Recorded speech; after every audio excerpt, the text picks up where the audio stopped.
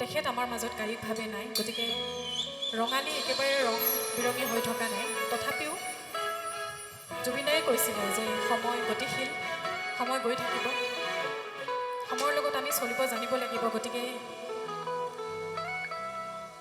সকলো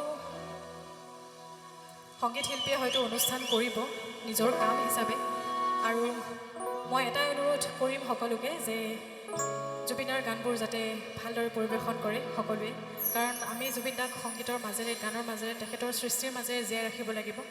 গতিকে সদায় চেষ্টা কৰি যাব সকলোৱে, আৰু ময়ো চেষ্টা কৰি যাম। এইবাৰ এটি ঝুমুৰ গাইছোঁ, নাচিব জানেনে?